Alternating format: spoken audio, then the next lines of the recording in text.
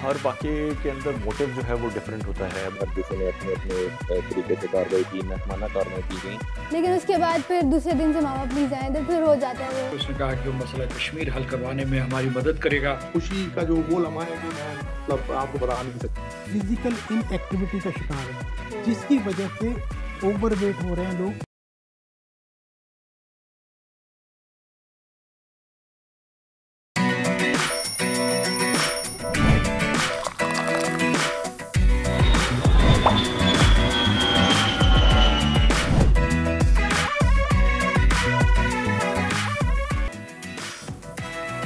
Israel का गजा में 60 रोज़ा जंगबंदी पर इत्तेफाक। अमरीकी सदर ट्रंप का दावा 60 रोज़ में तमाम पार्टीज के साथ मिलकर काम करेंगे। कतर और मिस्र के हुकाम हतमी तजावीज़ पेश करेंगे। इसराइली वज़ीर आज़म नेतन्याहू 7 जुलाई को अमरीका का दौरा करेंगे और अमरीकी सदर ट्रंप से भी मुलाकात करेंगे। क्या हो रहा है ये तो नहीं बता सकते, लेकिन इम्कान है पीपल्स पार्टी हुकूमत में शामिल हो जाए। वज़ीर दिफा ख्वाजा आसिफ का वफाकी और पंजाब हुकूमत में पीपल्स पार्टी की शमूलियत का इशारा। ख्वाजा आसिफ ने कहा कि पीपल्स पार्टी की हुकूमत में शमूलियत अच्छी बात होगी। पीपल्स पार्टी और मुस्लिम लीग नून कौमी एजेंडे पर मिलकर काम कर सकती है। बहावलपुर में इम्तिहान देने आने वाली तालिबात इम्तिहान में पड़ गई। वैन में आग लगने से एक तालिबा जाँ बहक, 10 झुलस कर जख्मी, 8 तालिबात महफूज रही। रेस्क्यू हुकाम के मुताबिक तालिबात की वैन में आतिशज़दगी का वाक़या तहसील अहमदपुर शर्क़िया टोल प्लाजा के करीब पेश आया। रेस्क्यू हुकाम का कहना है कि 19 तालिबात याकतपुर से अहमदपुर शर्क़िया फर्स्ट ईयर का पेपर देने आई थी। वैन में आग LPG गैस लीकेज के बायस लगी और हादसे के नतीजे में 8 तालिबात महफूज रहीं। मज़ीद बात करेंगे आज के प्रोग्राम में। माशी और दिफाई तज्जियाकार सरदार फ़हीम कत्ल केस में 2 मुल्ज़िमान गिरफ्तार। मुल्ज़िमान को गुजरावाला और सरगोधा से गिरफ्तार किया गया। मुल्ज़िमान आदि मुजरिम थे। IG इस्लामाबाद और वज़ीर मुमलिकत बराए दाखिला तल्लाल चौधरी ने कल प्रेस कॉन्फ्रेंस की। मुल्ज़िमान डकैती की नीयत से एक घर में दाखिल हुए। मुल्ज़िमान ने सरदार फ़हीम को मज़ाहमत के दौरान लोहे की सलाख से मारा। सरदार फ़हीम का कत्ल टेस्ट केस था। 6 दिनों में केस को मंतकी अंजाम तक पहुँचाया। इसी हवाले से मज़ीद बात होगी। और दौरा बांग्लादेश से कबल कौमी क्रिकेट टीम को फिटनेस मसाइल ने घेर लिया। Allrounder Shadab Khan, fast bowler Naseem Shah और मोहम्मद वसीम जूनियर की दस्तियाबी मशकूक। ज़राए के मुताबिक खिलाड़ी मुकम्मल तौर पर फिट नहीं। बांग्लादेश के खिलाफ T20 सीरीज़ के लिए कौमी टीम में बाएं हाथ के तेज़ bowler Salman Mirza, left arm spinner Sufiyan Muqeem की शमूलियत का इम्कान। कौमी क्रिकेट टीम 16 जुलाई को बांग्लादेश रवाना होगी। 3 T20 मैचेस की सीरीज़ 20 जुलाई से शुरू होगी। अस्सलाम वालेकुम एंड वेरी गुड मॉर्निंग। आप देख रहे हैं दुनिया बोल है। मैं हूं सादिया सैमसन और मैं हूं जवाद कमाल। जनाब, वो कहते हैं एक जॉन एलिया का शेर मेरे दिमाग में आ रहा है कि कौन सीखा है बातों से, सबको एक हादसा ज़रूरी है। कुछ दिनों पहले एक वाक़या हुआ था सना यूसुफ वाला, जिस पर हमारे जहनों में ये सवाल आया कि आखिर सबसे सेफ सिटी ऑफ पाकिस्तान में ये क्या हो रहा है। क्या सेफ सिटी की जो बात की जाती है वो सिर्फ दावे ही हैं, क्योंकि शहरी इक़्तिदार में आए रोज़ हम देख रहे हैं एक के बाद एक वाक़या होता चला जा रहा है और सूरत हाल बद से बदतर ही होती चली जा रही है। दावा किया जाता है कि यहाँ पर हमारी बेस्ट सिक्योरिटी है, लेकिन साल में लगभग मैं गलत नहीं हूँ जवाद अगर मैं ये बात करूँ कि 2-4 ऐसे वाक़यात हो ही जाते हैं जो कि हमारे ओवरऑल सिक्योरिटी सिस्टम के ऊपर एक सवालिया निशान बनते हैं। 3 दिन पहले भी एक वाक़या ताज़ा वाक़या बिल्कुल सरदार फ़हीम साहब हैं, मुआशी और दिफाई तज्जियाकार, जिनका कत्ल हुआ है और इस कत्ल के बाद में बहुत सारे सवालात उठे हैं शहर इक़्तिदार की सिक्योरिटी को लेकर। शहर इक़्तिदार में क्या कुछ हो रहा है। वज़ीर दाखिला को भी इस हवाले से उन्होंने भी स्टेटमेंट दिए थे। फिर हमने देखा कल एक अहम प्रेस कॉन्फ्रेंस भी की गई थी, तलाल चौधरी साहब उसमें थे। इसके अलावा उस प्रेस कॉन्फ्रेंस में ये क्लियर किया शहर इक़्तिदार में DIG इस्लामाबाद के साथ उन्होंने प्रेस कॉन्फ्रेंस की थी। DIG इस्लामाबाद साथ ये कहते नजर आए थे कि हमने इस केस को 6 दिन में सॉल्व कर लिया। लेकिन बात यह है, सवाल वही जो आपने उठाया कि इस तरह के वाक़यात पेश क्यों आते हैं, उसके बाद में जस्टिफिकेशन देना क्यों पड़ जाती हैं। हाँ, लेकिन इससे पहले जो वाक़यात थे इसको टेस्ट केस कहा है उन्होंने। मेरे जहन में अक्सर ये सवाल आता है कि क्या इससे पहले जो केसेस थे, यानी वो नूर मुक़द्दम का केस हो या फिर सना यूसुफ का केस हो और कई केसेस इस तरह के इस्लामाबाद में हुए हैं, उन केसेस में क्या अभी तक वो मिसाल कायम नहीं हुई है। क्या ये टेस्ट केस जिसको अब हम कह रहे हैं, इससे पहले वो जो केसेस हो चुके इस्लामाबाद में, क्या वो टेस्ट केसेस नहीं थे? क्या उससे हमने कोई सबक हासिल नहीं किया था? और फिर मेरे ख्याल में लोगों के लिए ज़्यादा बात यह है कि हम अक्सर ये कहते हैं कि इस तरह के वाक़यात होते हैं, होते चले जाते हैं और मूव ऑन हो जाते हैं हम उससे। लेकिन सवाल ये पैदा होता है कि हम कब इन वाक़यात से सीखेंगे। क्या हमें हर बार किसी हादसे की या इस किस्म के किसी वाक़े की ज़रूरत पड़ती है? जी बिल्कुल ऐसी। अच्छा, 57 जो मुश्तबा अफराद हैं, पुलिस ने बताया है कि उन्हें गिरफ्तार किया है, और पुलिस ये भी बता रही है कि जो सरदार फ़हीम है इन्हें रॉड से हमला किया गया है, लोहे की रॉड से। ये केस बहुत मुश्किल था, टेस्ट केस था, रैकी की मुलजिम ने, ये पुलिस ने बताया है, सारा कुछ पुलिस बता रही। जो हमने तफ्तीश की है उसमें सब कुछ पता लगा है कि ये आया टारगेट किलिंग है या चोरी डकैती का वाक़या है, इस बारे में भी कुछ क्लियर नहीं किया गया। मज़ीद तफ्तीश भी की जा रही है। मोहम्मद जवाद साहब को ले लेते हैं, if he is on the line we would like to take Mohammad Jawad Tariq साहब, RDI इस्लामाबाद। बहुत शुक्रिया जवाद साहब, am very good morning to you. आपने हमारे प्रोग्राम के लिए वक्त निकाला। अच्छा, सबसे पहले तो जानना चाहते हैं कि ये जो सारी इन्वेस्टिगेशन हुई है इस पर अब तक क्या डिटेल सामने आई हैं, इससे पहले क्या हुआ, वाक़ये के बारे में भी बात करेंगे, लेकिन first thing first, let us know about the details of investigation. Rahim ji, ये जो मर्डर हुआ इसमें 2 मुल्ज़मान जो हैं बेसिकली इनके घर में एंटर होते हैं वारदात की नीयत से, और उस दौरान जब ये घर में दाखिल हो जाते हैं तो विक्टिम जो है उनको पता चल जाता है इनकी एंट्री के बारे में, तो उनके साथ वहाँ पे एक मज़ामत हो जाती है, उनकी आपस में स्कफल हो जाती है। तो उस दौरान फिर वो उन्होंने जो डाकू थे उन्होंने बेसिकली घर के अंदर उनको ब्रूटल तरीके से इंजर्ड किया और फिर उनके हाथ बांध दिए, और फिर उस दौरान अपनी बाकी जो वारदात करनी थी वो की, और मज़ीद उस दौरान उनके ऊपर टॉर्चर किया, जिसकी वजह से लेटर स्टेज पे उनकी डेथ हो जाती है।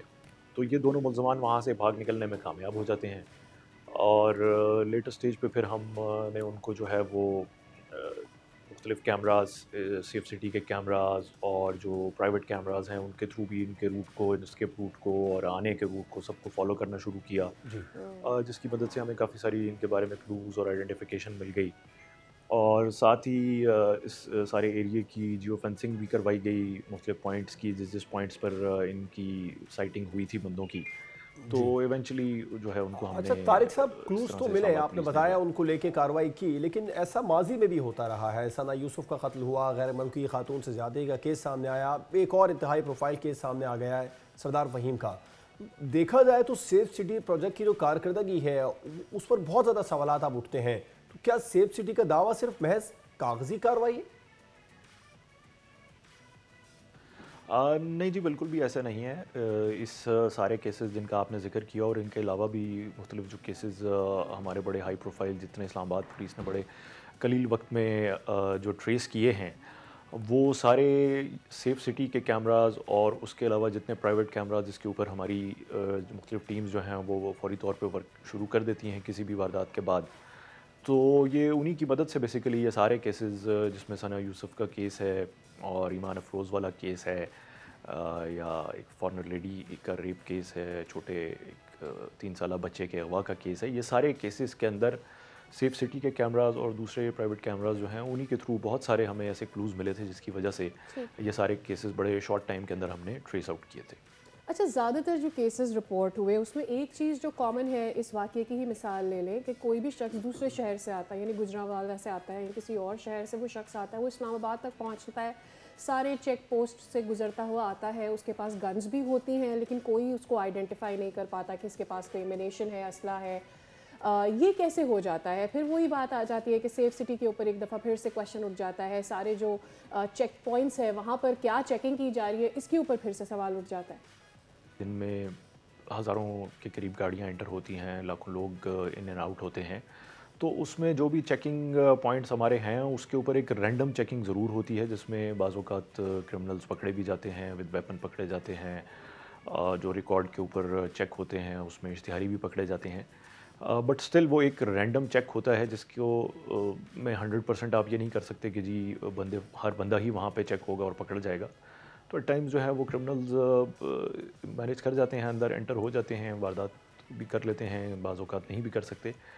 तो लेटर स्टेज पे फिर हम उनको ट्रेस आउट कर लेते हैं मुख्तलिफ तरीक़ों के थ्रू और हमारे जितने डिजिटल मीन्स हैं उसके थ्रू भी। बिल्कुल ठीक है, आपने दुरुस्त फरमाया। अच्छा तारिक साहब, पूरी दुनिया में सेफ्टी एंड सिक्योरिटी के हवाले से हमने देखा है बहुत ज़्यादा जिद्दत आ चुकी है, टेक्नोलॉजी का बहुत ज़्यादा इस्तेमाल किया जा रहा है। शहर इक़्तिदार में क्या कुछ कर रहे हैं आप लोग? नए जदीद निज़ाम पर इस हवाले से काम हो रहा है?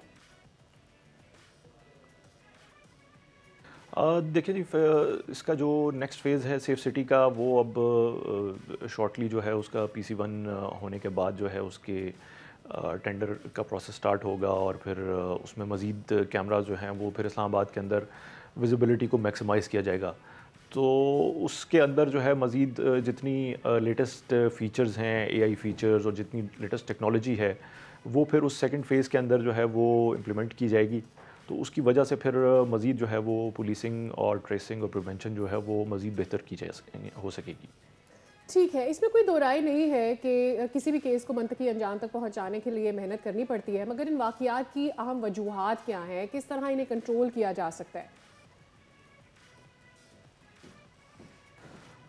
देखें जी, ये तो अब हर वाक़े के अंदर मोटिव जो है वो डिफरेंट होता है। अब जैसे ये जिस केस को हम अभी डिस्कस कर रहे हैं, ये बेसिकली वारदात की नीयत से घर में एंटर हुए।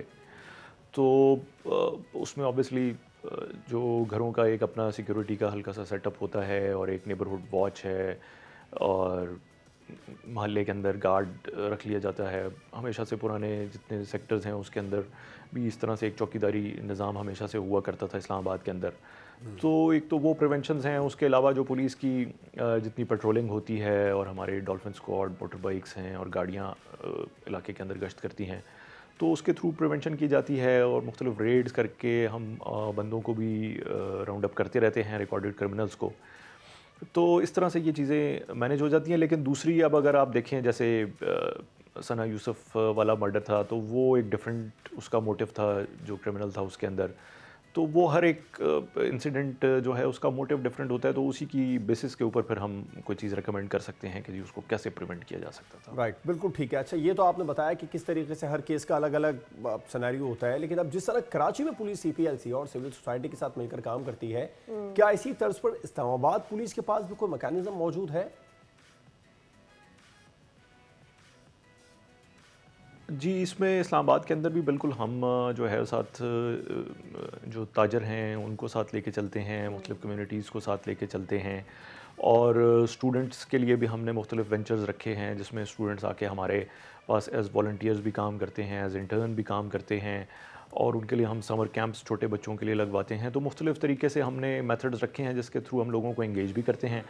उसके अलावा हमने एक डिवीज़न के अंदर हमारा एक अभी रिसेंटली लॉन्च हुआ है एक अल्टरनेट डिस्प्यूट रेजोल्यूशन की एक वो काउंसिल हमने लॉन्च की है, उनका कुछ अर्सा पहले ही अभी ये स्टार्ट किया गया। तो उसमें भी बहुत सारे कुछ फाइनेंशियल मैटर्स, फैमिली इश्यूज़, जो बहुत सारी ऐसी चीज़ें होती हैं जो जिसमें कानूनी रास्ता लेने की ज़रूरत नहीं होती, तो वो मैटर्स जो हैं उसको फिर हम अल्टरनेट डिस्प्यूट रेजोल्यूशन के थ्रू भी सेटल करवा लेते हैं। ठीक है। अच्छा, आजकल एक जो नया तरीका वारदात समझा जा रहा है या ऑब्ज़र्व किया जा रहा है उसमें ये है कि जितने भी मुल्ज़िमान होते हैं ये पहले जिस शख्स को भी टारगेट करना चाहते हैं उसके लिए रेकी करते हैं। हमने सना के केस में the Sana other cases as well जहाँ पर ये देखा गया है। सो क्या आपको लगता है कि FIA के साथ मिलकर काम किया जा सकता है या ये कि साइबर सिक्योरिटी जिसे हम कहते हैं उसको किसी तरह से मज़ीद कारआमद बनाया जा सकता है, ना सिर्फ पुलिस के लिए बल्कि लोगों की अपनी सिक्योरिटी के लिए?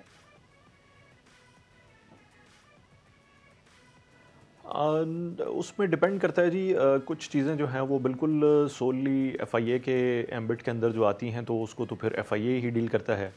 बाज़ केसेस ऐसे होते हैं जो जिसमें पुलिस ने उसको डील करना होता है, लेकिन उसमें बहुत सारे इस तरह के एविडेंसेस होते हैं जो डिजिटल होते हैं या ऑनलाइन चीज़ें होती हैं, तो उसमें फिर हम FIA से और जो नेशनल साइबर क्राइम एजेंसी है, इन्वेस्टिगेशन एजेंसी, उसके थ्रू हम फिर उनकी हेल्प और असिस्टेंस लेते हैं ज़रूर।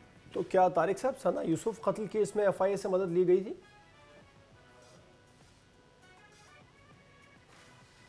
नहीं जी, उस केस में उसको हमने सोली अपने ही रिसोर्सेज के थ्रू जो है वो मैनेज किया था। बिल्कुल ठीक है। आखिर में last but not the least आपसे ये जानना चाहूँगी कि पुलिस का काम आवाम की मदद है, तो अन आवाम को कैसे भरोसा दिलाया जाए कि तमाम तर जो पुलिस की फ़ोर्स मौजूद है वो आम आवाम को सेफ्टी प्रोवाइड कर सकती है? With this span of time हम देख रहे हैं कि इस्लामाबाद में इस तरह के वाक़यात शायद ज़्यादा नज़र आ रहे हैं, मे भी सोशल मीडिया की वजह से हो, लेकिन उसका एक डर और खौफ तो लोगों पर तारी होता ही है।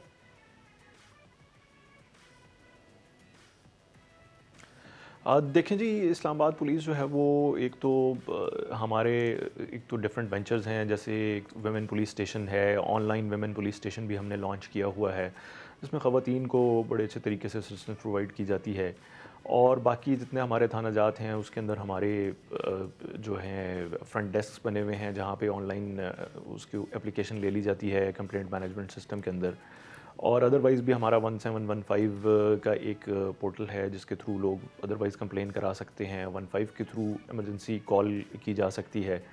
तो ये तो मुख्तलिफ मीन्स हैं। उसके अलावा जितने भी केसेस हैं हमारी उसमें यही कोशिश होती है कि कोई भी हाई प्रोफाइल केस है तो उसको हमारी मल्टीपल टीम्स जो हैं वो उसके ऊपर हम फौरी तौर पे डिप्लॉय कर देते हैं, जिसके थ्रू हमारी पूरी कोशिश होती है कि मिनिमम टाइम में हम केसेस को सॉल्व कर सकें। बहुत शुक्रिया जवाद साहब जी। अजय इस्लामाबाद हमारे साथ मौजूद थे। बिल मुझे ऐसा लगता है जितना जुल्म किया गया फ़हीम पर, मुझे लगा कि वो इसी नीयत से आए हैं कि वो उन पर हमला करना चाहते हैं। और ना आमतौर पर हम देखते हैं ऐसे केसेस के अंदर टारगेट किलिंग, यानी कि आपको भी यही लग रहा है टारगेट, पुलिस को भी यही शुबा है कि टारगेट किलिंग। एग्जैक्टली, क्योंकि इनिशियली ऐसे केसेस में होता ही है कि आपको बांध कर और अपनी कार्रवाई करके लोग निकल जाते हैं, but they took their time. Anyways, एक और हादसा कल पेश आया जिसके ऊपर बड़ी वावेला हुआ। और जब वावेला हुआ तो जी फिर हमने देखा कि उसके ऊपर बयानात भी सामने आ गए। मीडिया तो हमेशा अपना किरदार अदा करता ही है, और मैं ये बार बार कहती हूँ कि हादसा जो है वो हादसा नहीं होता। और जिस तरह के ये हादसा है अहमदपुर शिरकिया वाला वाक़या है, वाक़ के साथ साथ हम देखते हैं कि जब आपकी निगलेजेंस होती है किसी भी वाक़ये में, उसका खमियाजा आम आवाम भुगतते हैं, जो ये वाक़या कल भी पेश आया। बिल्कुल, बहावलपुर में अफसोसनाक वाक़या पेश आया है। तालिबात हैं वो झुलस गई हैं। वजह क्या सामने आ रही है कि पेपर देने के लिए जा रही थी, खुद इम्तिहान में पड़ गई। और अहमदपुर शर्किया में इंतहाई अफसोसनाक वाक़या पेश आया। स्कूल वैन में आतिशज़दगी हुई, 19 बच्चे झुलस गए, जिनमें से एक तलबा मौके पर ही जहाँ बाक हुई और 10 झुलस कर इसमें ज़ख्मी भी हुए हैं। इब्तदाई जो तहकीकात हो रही हैं सादी, उसमें ये पता लगा है कि ये वाक़या LPG सिलेंडर में लीकेज के बाइस पेश आया। और ये बार बार ऐसा होता है पंजाब में। और इसने एक दफ़ा फिर से ये सवाल उठा दिया है कि भाई वो जो हम कहते हैं व्हीकल सेफ्टी, जिसके लिए बार बार इकदाम किए जाते हैं, कोई एक आध हादसा पेश आ जाता है उसके पास, उसके बाद हम देखते हैं कि कार्रवाइयाँ की जाती हैं, गाड़ियाँ बंद की जाती हैं, सिलेंडर की जो स्टेशन हैं उनको बंद कर दिया जाता है, माफी है ना, दोबारा खुल जाता है, लेकिन फिर वही हो जाता है। जान लेते हैं, हमारे नुमाइंदे हमारे साथ मौजूद हैं चौधरी मुर्तज़ा के ये वाक़या एक्चुअली पेश कैसे आया। चौधरी बताइएगा ये किस तरह से वाक़या पेश आया था, अब तक कोई तहकीकात की है इस पर? जी बिल्कुल, ये तो मैं सानिया कहूँगा इसे। अहमदपुर से भी 2 किलोमीटर आगे टोल प्लाजा क्रॉस करके लियाकतपुर से तालबात थी, 19 तालबात जो हाईएस्ट वैन पे निजी कॉलेज की थी, तो पेपर देने की गर्ज से वो अहमदपुर शर्किया शहर में आई हैं। पेपर देकर वापस जा रही थी तो टोल प्लाजा क्रॉस करते ही तकरीबन कोई 2-1 किलोमीटर आगे होगा तो LPG गैस सिलेंडर की वजह से जो है वो आग लगी। वैन को देखते ही देखते पूरी वैन को आग ने जो है वो अपने काबू में कर लिया है। 10 तालबात जो हैं वो आग से पूरी तरह झुलसी हैं। एक की जो है वो मौके पर ही वो हलाक हो गई थी और बाकी जो 10 हैं उनको फ़ौरन जो है वो तिबी इमदाद देते हुए रेस्क्यू 1112 ने जो है जो नज़दीकी हॉस्पिटल था वहाँ पर शिफ्ट किया है। उसके बाद भागदौड़ शुरू हो गई, हर किसी ने अपने अपने तरीके से कार्रवाई की, महकमाना कार्रवाई की गई, लेकिन LPG गैस सिलेंडर के हवाले से जो है वो उनके ऊपर अभी तक कार्रवाई नहीं की जा रही। सब बच्चे की रिपोर्ट तो दिखाई जाती हैं लेकिन अभी तक जो है देखें अगर क्रैकडाउन हो रहे हैं, सिविल डिफेंस महकमा कहाँ है, AC साहिबान कहाँ हैं जो ये रोज़ाना की बुनियादों पर कार्रवाई करते हैं और सब बच्चा की रिपोर्ट देते हैं। अच्छा, उसके साथ साथ मैं आपको ये भी बता दूँ कि ये भी अफसोस की बात है कि बहावलपुर में अभी तक बर्न यूनिट नहीं है, तो जो 5 बच्चों की हालत शदीद किस्म की ख़राब थी तो उन्हें मुल्तान निश्तर जो है वहाँ बर्न यूनिट मौजूद है, वहाँ शिफ्ट किया गया। तो अब इस सूरत हाल में मुर्तज़ा वैन ड्राइवर्स की गफलत यकीनी तौर पर सामने है, क्योंकि उसे तो पता है ना ये सिलेंडर लीक हो रहा है या नहीं हो रहा, और इतनी ज़्यादा वहाँ पर गर्मी भी है। अब गर्मी की वजह से 90% चांसेस होते हैं कि अगर सिलेंडर लीक है तो फिर उसमें आतिशज़दगी का वाक़या पेश आ सकता है। कुछ तहकीकात हो सकी वैन मालिक से, ड्राइवर से, कुछ पता चल सका?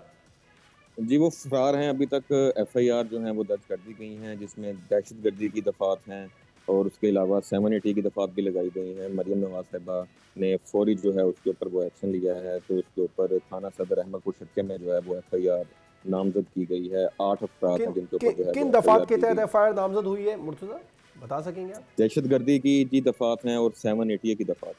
ठीक है। और चौधरी मुझे ये भी बताइएगा कि ये ड्राइवर जो था ये उसकी अपनी गाड़ी थी, ये किसी कॉन्ट्रैक्टर के अंडर काम कर रहा है? जी बेसिकली ड्राइवर हज़रात जो हैं इनकी अपनी गाड़ियाँ नहीं होती, तो जो मालिक है वैन ड्राइवर का वो भी फ़रार है, जो ड्राइवर है वो भी मौके से फ़रार हो गया था। तो पुलिस मुख्तलिफ टीमें बनाकर जो हैं उन्होंने टीम्स जो हैं वो उनको तलाश कर रही हैं। इसके साथ साथ जो प्रिंसिपल कॉलेज है उसके ऊपर भी FIR हो चुकी है, कॉलेज एडमन के ऊपर भी FIR है। इसी तरह कुल मिला के 8 हादसे के बाद में वहाँ पर अहमदपुर शर्किया में सख्ती की गई है, मजीद वहाँ पर जो गाड़ियों की मेंटेनेंस है उनको चेक किया जा रहा है, कोई कार्रवाई की गई है, कितनी गाड़ियाँ बंद की गई हैं, कितनों के खिलाफ चालान काटे गए? देखिए, मैं वही बात करूंगा दोबारा कि जब अफसोसनाक सूरत हाल है, डेली बेसिस पे क्रैकडाउन किए जाते हैं कि इतनी गाड़ियों के ऊपर FIR हो गई हैं और उनको रोक लिया गया है, और LPG जहां से रीफिलिंग की जा रही है उनके खिलाफ भी जो है वो FIR दे रही है, लेकिन ये सिलसिला जो है वो अभी तक नहीं थम सका। ठीक है, बहुत तो इस हवाले से इंतजामिया को जो है वो फौरी कार्रवाइयाँ करना होगी ताकि इस तरह के सानेहात जो हैं वो मुस्तरद कार्रवाइयाँ करनी होगी। ये नाम बचाने के लिए 4 दिन की कार्रवाइयाँ ज़रूरी किसी काम की नहीं होती। मुर्तज़ा, बहुत शुक्रिया डिटेल्स देने के लिए, और हम उम्मीद ही कर सकते हैं जवाब की, चाहे वो कराची हो या बड़ा शहर हो, इस तरह के वाक़यात हो जाते हैं, उसके बाद क्या होता है ये किसी को है सब कुछ इंतजामी गफलत से ही, चाहे स्वात का वाक़या हो चाहे अहमदपुर शर्किया में जो हुआ इंतजामिया की ही गफलत थी इसमें, जिसमें लेकिन ये नेग्लिजेंस कब तक आम आवाम भुगतते। लेते break, after this will tell you.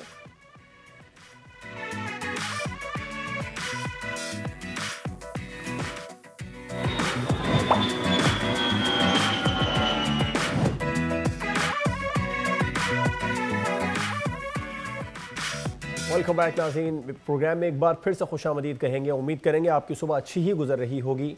अब कुछ बात कर लेते हैं खेलों के मैदान के हवाले से। देखने में एक नाजुक सी लड़की, लेकिन चट्टानों जैसे बुलंद हौसले। पाकिस्तान के अंदर टैलेंट बेपनाह मौजूद है। वो सिर्फ एक खेल ही नहीं, बहुत सारे खेल ऐसे हैं जिनमें अब उभर कर टैलेंट सामने आ रहा है। हालिया दिनों में नेशनल गेम्स में कराची से ताल्लुक़ रखने वाली सफ़िया असलम ने 17वीं नेशनल टाइक्वांडो चैंपियनशिप में गोल्ड मेडल हासिल करके सबको पीछे छोड़ दिया। एग्जैक्टली, और ये इवेंट फैसलाबाद में हुआ था। कौमी टाइक्वांडो जूनियर चैंपियनशिप का ये इवेंट था। इसमें 14 टीम्स थी, जिसमें प्रोविंशियल टीम्स भी थी, डिपार्टमेंटल टीम्स भी थी, जिसमें इन्होंने इवेंट में हिस्सा लिया था। और इसके 2 ख़ास स्टार्स हमारे साथ आज मौजूद हैं। अब्दुल अहद, जिन्होंने सिल्वर मेडल लिया, इसके अलावा सफ़िया असलम, जिन्होंने गोल्ड मेडल हासिल किया। और ये दोनों हीरो ना सिर्फ हमारे साथ मौजूद हैं, बल्कि जो इन हीरो को तराश रहे हैं, यानी इनके कोच जो है मोहम्मद सिद्दीक साहब, ये भी हमारे साथ मौजूद हैं स्टूडियो में। तो इनसे बात करते हैं। अस्सलाम वालेकुम आप सबको, अ वेरी गुड मॉर्निंग। सफ़िया, सबसे पहली चीज़ तो मुझे आपसे सीखनी बना है, लुक एट यू, इतनी छोटी सी आपकी आवाज़ है, मैं तो इमेजिन भी नहीं कर पा रही थी। But it is just the perception. मैं यही बात करती हूँ हमेशा कि भाई परसेप्शन कुछ नहीं होता, it's like what you are inside, और आपका स्पिरिट क्या है। सो जस्ट एक तो obviously you won gold medal इतनी छोटी सी उम्र में। मुझे ज़रा बताओ अपनी जर्नी के बारे में, कब लगा कि मुझे टाइक्वांडो की तरफ आना है, किस चीज़ ने मोटिवेट किया? मैं स्कूल में पहले मतलब शुरू हुआ था, स्कूल में मेरे मतलब सर खज़र ख़ान आते थे, मोहम्मद खज़र ख़ान, तो उन्होंने स्टार्ट करवाया था मुझे। फिर मतलब मैं आगे बढ़ रही थी तो सर ने बोला कि तुम एकेडमी ज्वाइन करो, तुम आगे जा सकती हो, मतलब तुम्हारे अंदर पोटेंशियल है। तो फिर मैंने बोला सही है। फिर मामा से बात की, मामा ने बोला नहीं, फिर तुम्हारा पढ़ाई से इंटरेस्ट हट जाएगा। लेकिन मैंने बोला नहीं, मुझे करना है, मतलब मेरा इंटरेस्ट है, मैं जा सकती हूँ, मुझे लगता है मैं जा सकती हूँ। तो फिर मामा ने बोला चलो एक बार ट्राई कर लो। फिर मेरी ये मतलब ऐसी एक छोटी सी चैम्पियनशिप थी, बादल सिद्दीकी की थी, तो वहाँ गई थी मैं, वहाँ पे मेरा गोल्ड लगा था। तो फिर बाबा ने बोला चलो ठीक है, फिर इसको जाने देते हैं ना। तो फिर इस तरह से फिर मैं क्लब आना शुरू किया। फिर एक नेशनल के लिए उसमें मतलब मेडल नहीं लगा था मेरा, थोड़ी सी डिसअपॉइंट हुई थी मैं, लेकिन फिर मोटिवेशन भी मिली कि चलो अभी और प्रैक्टिस करनी है, अभी स्टार्ट है। तो फिर मैंने प्रैक्टिस की, अभी अल्हम्दुलिल्लाह नेशनल में गोल्ड लगा। ठीक, अहद आप को भी बचपन से ही शौक था। दूसरा तरह ये बताइएगा, आपकी आंख पे हमें एक निशान नज़र आ रहा है, ज़ख़म नज़र आ रहा है, ये फ़ाइट के दौरान हुआ है या वापस आने के बाद में प्रैक्टिस या यहाँ आके मैच के लिए कराची? अच्छा, ट्रेनिंग में हुआ है। फ़ाइट के बारे में कुछ बताएं, बचपन से आपको शौक था? आपको भी, जैसे सफ़िया बता रही है,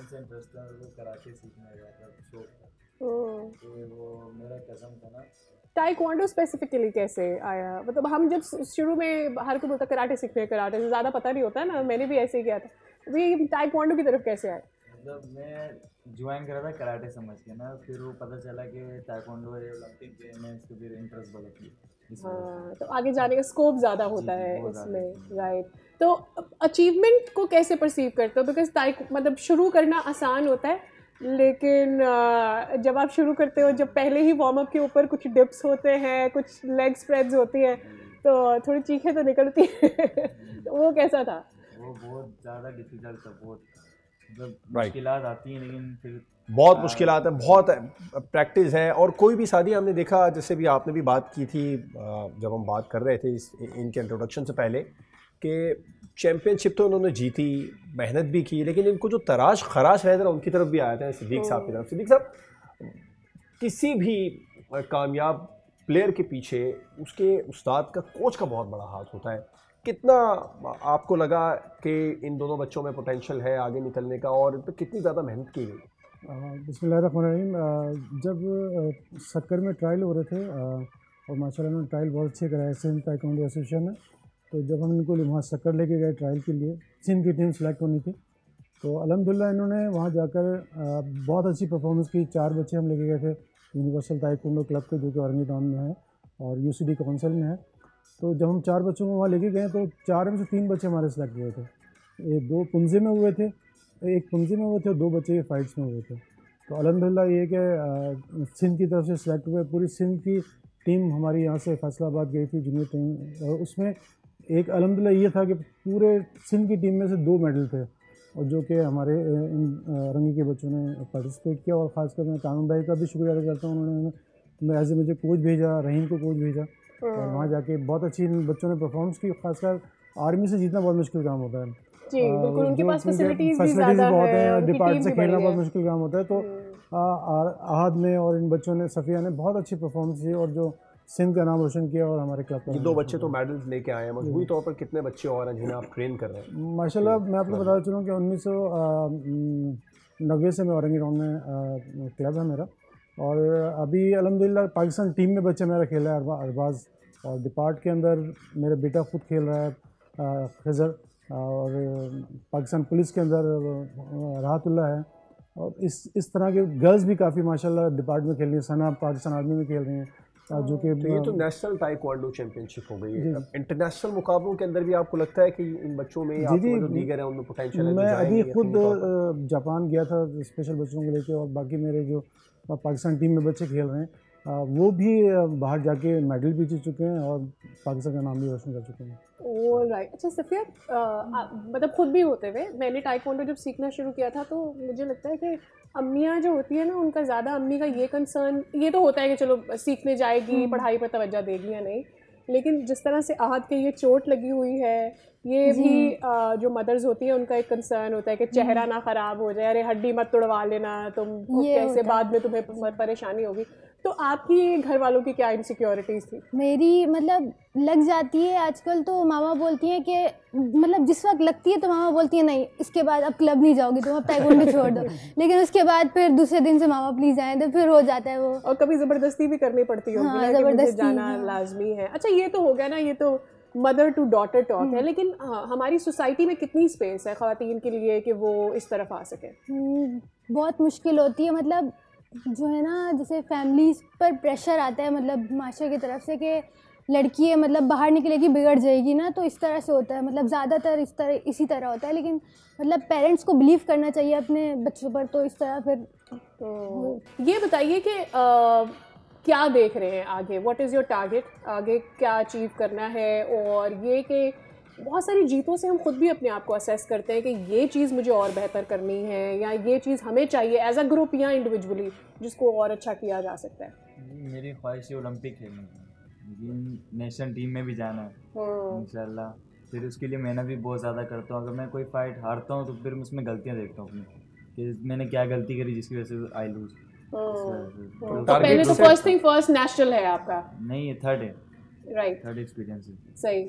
मतलब वो फर्स्ट में मतलब कोई मेडल नहीं था, उसमें बहुत ज़्यादा मिस्टेक्स थी, फर्स्ट एक्सपीरियंस था, इस वजह से अभी इम्प्रूव करा है, सिल्वर मेडल जीत गया, अभी इंशाल्लाह अगली बार गोल्ड। अच्छा, कोचिंग के हाथ से ज़रा मैं उनसे पूछना चाह रही थी कि स्पॉन्सरशिप कितनी ज़्यादा, आपने भी बताया कि जो आर्मी की टीम्स होती हैं वो ज़्यादा स्ट्रॉन्ग होती है, अभी आर अवेयर उनकी फैसिलिटीज़ के हवाले से। जब सिंध में कोई बच्चा अच्छा खेल रहा होता है तो उसको डिपार्ट फ़ौरन ले लेता है।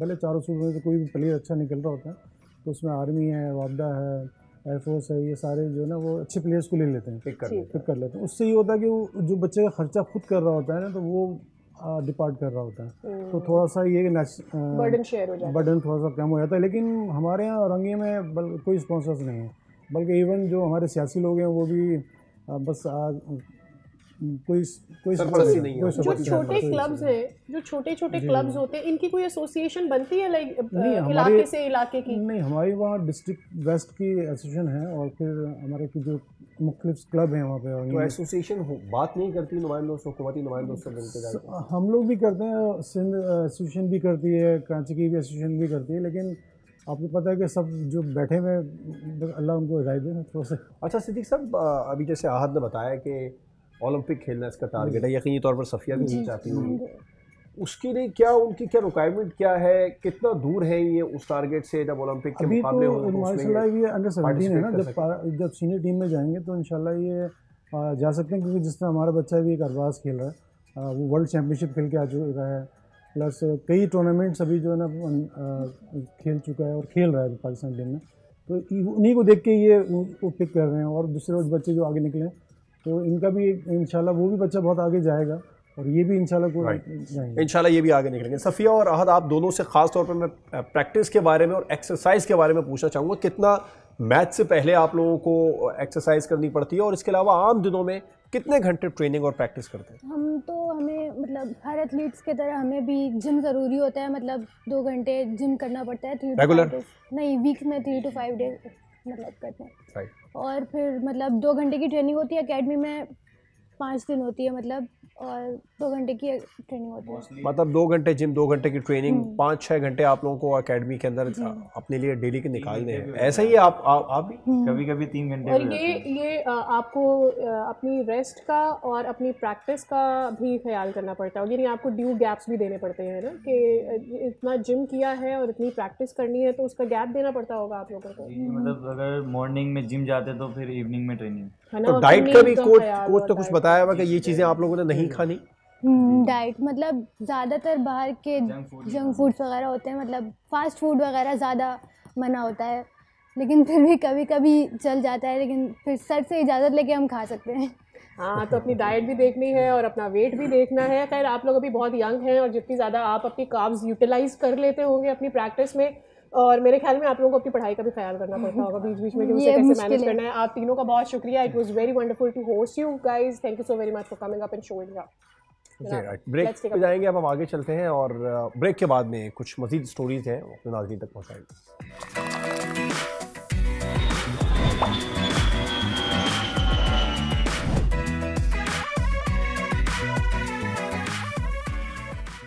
कहेंगे एक बार फिर खुशामदीद खुशामदीद। अच्छा जवान, मुझे ऐसा लग रहा है कि अमेरिका बहुत सारे बैरियर्स को ब्रेक कर रहा है, और जो डोनाल्ड ट्रंप एक मंशूर लेकर आए थे कि जी मैंने ट्रेड को दुनिया भर में फैलाना है, जो ओवरऑल इकोनॉमिक सूरत हाल है वो मुल्क में तो अच्छी करनी है लेकिन दुनिया भर में अच्छी करनी है, हालात को बेहतर करना है, जंग से बाहर निकलना है, ये हो रहा है या नहीं हो रहा, लेकिन जो मैसेज वो सेंड कर रहे हैं कम से कम वो message across the board send जरूर हो रहा है। और इसके लिए उन्हें जो कुछ करना पड़ रहा है वो कर रहे हैं, और वो सिर्फ मैसेज नहीं दे रहे हैं, धमकियां भी लगा देते हैं ना। अमेरिका ने शाम पर अब उन्होंने एक नया काम शुरू किया है, शाम पर जो पाबंदियां काफ़ी टाइम से लगी हुई थी वो ख़त्म कर दी हैं। सदर ट्रंप ने एग्जीक्यूटिव ऑर्डर पर दस्तखत कर दिए, पाबंदियां हट गई, अच्छी बात है। काफ़ी अरसे से शाम बहुत ज़्यादा जो पाबंदियां थी उनका सामना कर रहा था, अब आलमी तिजारत के लिए उसके लिए भी राह हमवार हो चुके हैं, क्योंकि वहाँ पर अमन भी आ चुका है।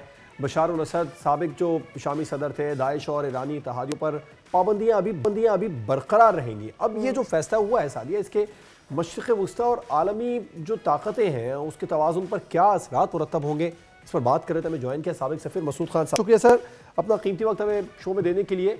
अमरीकी सदर ने बड़ा फैसला किया, शाम में एग्जीक्यूटिव ऑर्डर के तहत जो आयत पाबंदियाँ थीं वो हटा दी हैं। अब इस फैसले के मिडिल ईस्ट पर और आलमी ताकतों के तवाज़ुन पर आप क्या समझते हैं, क्या असरात मुरतब होंगे? याद होगा कि इसराइल ईरान की जंग से पहले जब सदर ट्रंप मशरक़ वस्ता के दौरे पे गए थे तो वहीं उन्होंने ऐलान कर दिया था, बल्कि उसी वक्त जो है वाशिंगटन से ऐलान हुआ था कि शाम के ऊपर पाबंदियां ख़त्म की जा रही हैं जो अमेरिका की तरफ से आयद की गई थी। तो इशारा उसी वक्त मिल गया था कि मशरक़ वस्ता में एक नया नक्शा उभारने की कोशिश की जा रही है। अभी ये कोशिश है, इसका एक तो पस मंज़र ये है कि जो वहाँ के सरबराह हैं शाम के, उनको अमेरिका की और इसराइल की दोनों की हिमायत हासिल है, और इसराइल और शाम के दरमियान ताल्लुक़ात बेहतर हैं। मतलब जब उनकी पुरानी हुकूमत के साथ ताल्लुक़ात सख्त कशीदा थे, लेकिन इसके साथ जो नए सदर आए हैं, उनके साथ इनके बड़े अच्छे ताल्लुकात हैं। तो एक तो ये बात है। दूसरा ये है कि सदर ट्रंप अब वापस आने के वाइट हाउस वापस आने के बाद मुसलसल कोशिश कर रहे हैं कि अब्राहम अकॉर्ड्स में मशरक़ वस्ता के ज़्यादा से ज़्यादा मुल्कों को शामिल किया जाए।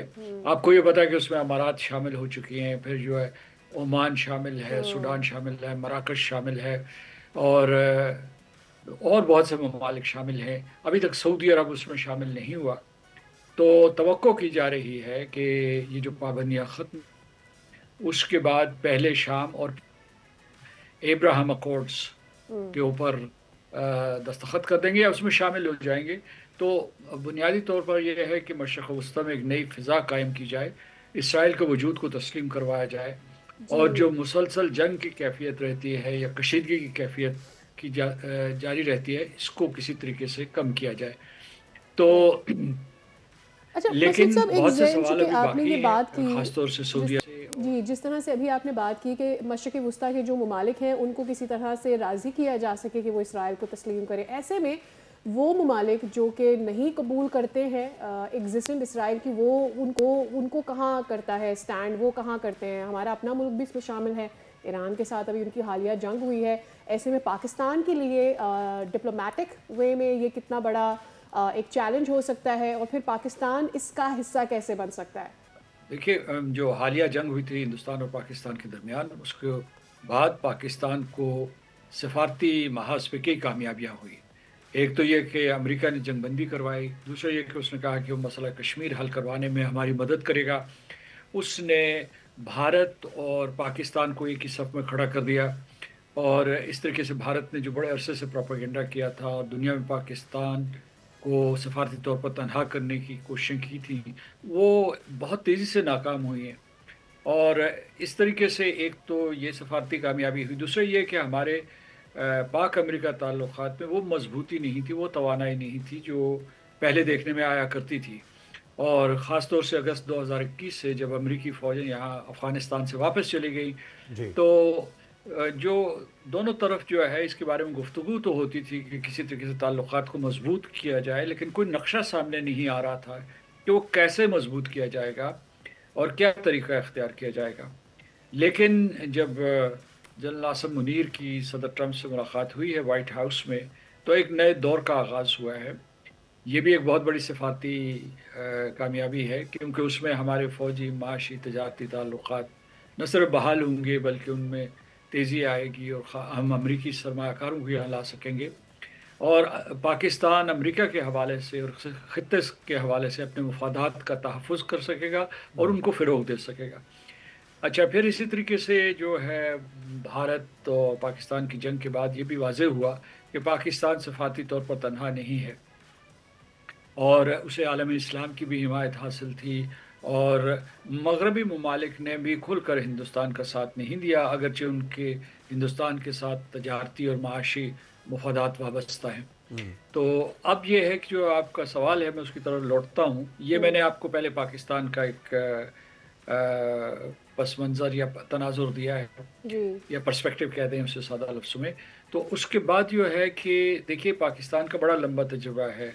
यानी शुरू में सन 1950 की दिहाई में पाकिस्तान और अमेरिका के ताल्लुकात बहुत मजबूत थे, बाद में हमने चीन के साथ दोस्ती की, और सन 1950 की दिहाई के अवाखिर में और उसके बाद जो 1960 की दिहाई के अवाइल में हमने एक नई सतह पे अपने ताल्लुकात को इस्तवार किया, और उसके समरात हम देखते रहे। वो सिलसिला आज तक चल रहा है, और हमारे चीन के साथ ताल्लुकात मजबूत से मजबूत तर होते रहे। बिल्कुल, इन तमाम अदवार में अमेरिका के साथ भी हमारे ताल्लुकात बरकरार रहे हैं। बिल्कुल ऐसी है, आपने दुरुस्त फरमाया, ताल्लुकात पाकिस्तान मजबूत कर रहा है, करने की कोशिश भी कर रहा है, सिफारतकारी के महाज को बहुत ज़्यादा सरगर्म रखा गया है पाकिस्तान की तरफ से।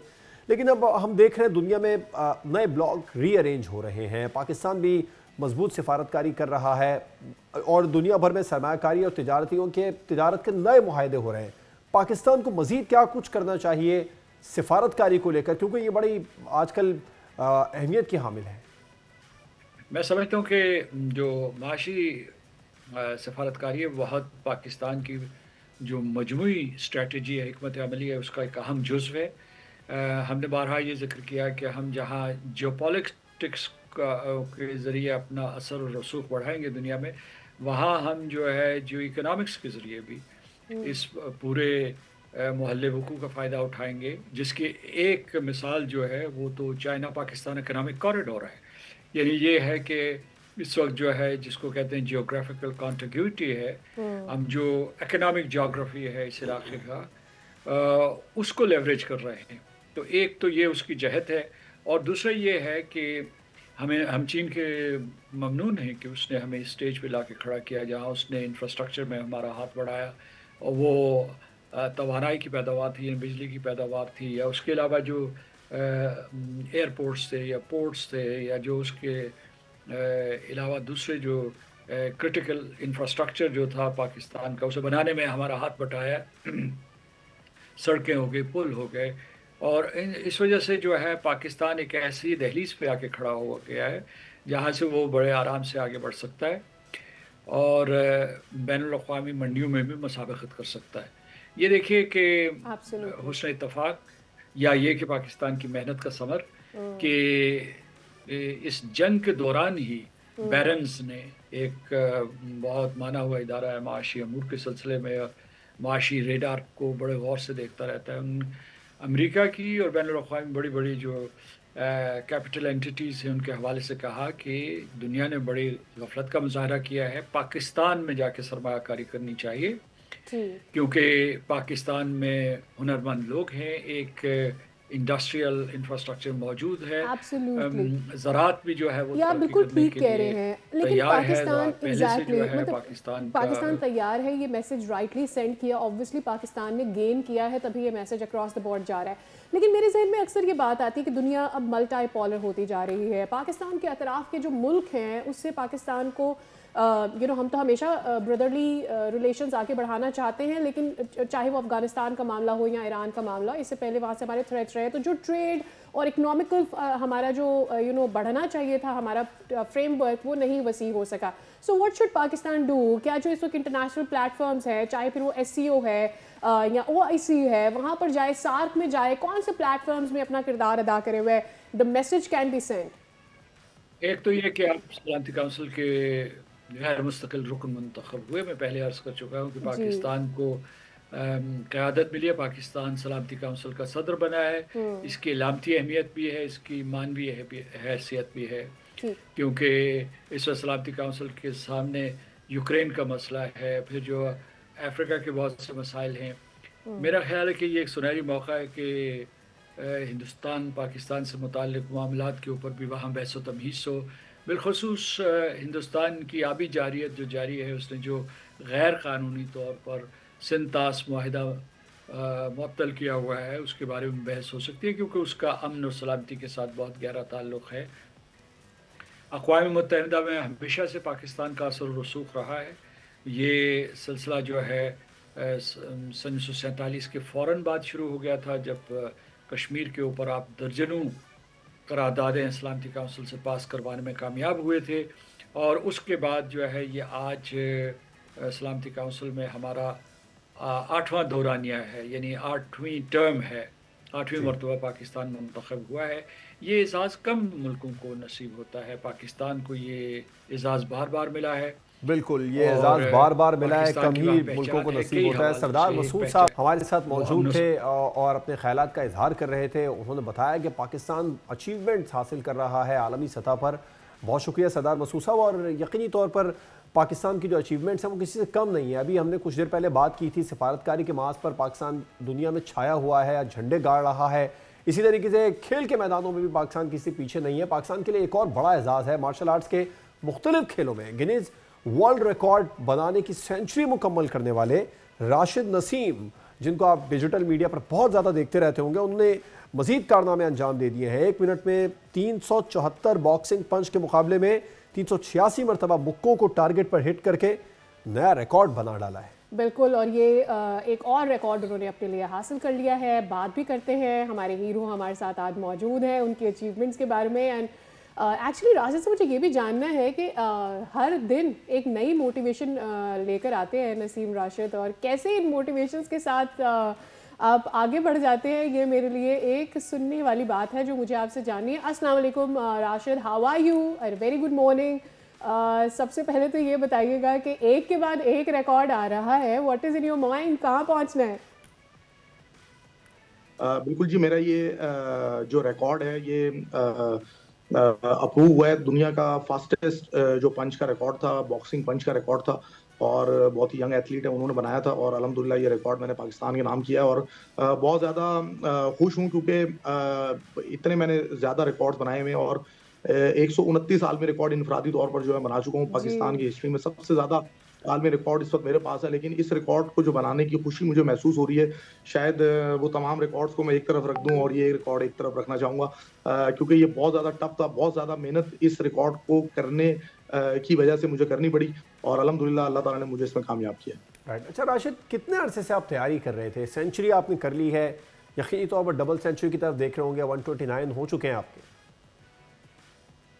बिल्कुल जी, देखें इस रिकॉर्ड की जो मैं तैयारी कर रहा था वो तकरीबन कोई 6 महीने से जो है वो मैं मुख्तलिफ पंचेस के रिकॉर्ड्स की तैयारी में मसरूफ था। अभी मैंने इससे पहले एक फुल एक्सटेंशन पंच का रिकॉर्ड था, हाथ में अंडा पकड़कर जो है वो पंच को टारगेट पे मारना था और अंडा नहीं टूटना चाहिए। तो वो एक फुल एक्सटेंशन पंच का रिकॉर्ड भी मैंने अभी पाकिस्तान के नाम किया था, और फिर 1 kg वेट के साथ जो है वो फुल एक्सटेंशन पंचेस का एक और रिकॉर्ड था, वो भी मैंने पाकिस्तान के नाम किया था। तो मैं ऑलरेडी ट्रेनिंग में था, और फिर ये रिकॉर्ड जब मेरे सामने आया, और मैंने फौरी तौर पर जो है इस रिकॉर्ड को भी पाकिस्तान के नाम करने का फैसला किया, और ये रियल टफ वन था।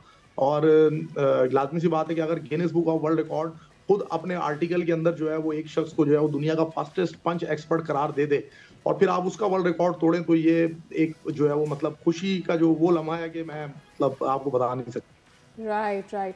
अच्छा, ये इतना आसान नहीं है। जब आप ये बात करते हैं कि हाथ में अंडा लिए या 1 किलोग्राम का वेट पे किए हुए आपको कुछ करना होता है, तो आपका सारा का सारा एक तो रिस्ट का काम आता है कि कितनी स्ट्रेंथ आ रही है, और फिर वो आपने फिंगर्स के थ्रू कैसे डिलीवर करना है। एक तो इसके बारे में मुझे बताइएगा, आमतौर पर वर्ल्ड वाइड जितने भी लोग गिनीज बुक वर्ल्ड रिकॉर्ड की जानिब जा रहे होते हैं, उनको स्पॉन्सरशिप मिल रही होती है, बिकॉज यही उनकी वे ऑफ अर्निंग भी बन जाती है एक तरह से। So just tell us about it कि क्या आपको कोई स्पॉन्सर्स या हुकूमती मदद इसमें होती है?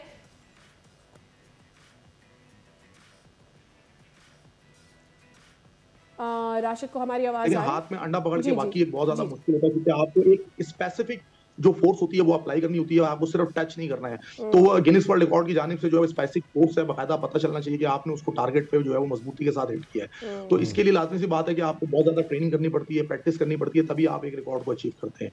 तो देखिए, दुनिया की बड़ी बड़ी सेलिब्रिटीज हैं जिनके पास Guinness Book of World Record है, और वो जब गिनीज वर्ल्ड रिकॉर्ड का जो सर्टिफिकेट अपने हाथ में पकड़ते हैं तो बहुत खुशी के साथ तस्वीर खिंचवाते हैं, जिसमें जैकी चैन है। अभी हाल ही में यूसेन बोल्ट को जो है Guinness Book of World record ने जो है icon of Guinness Book of World record का खिताब दिया।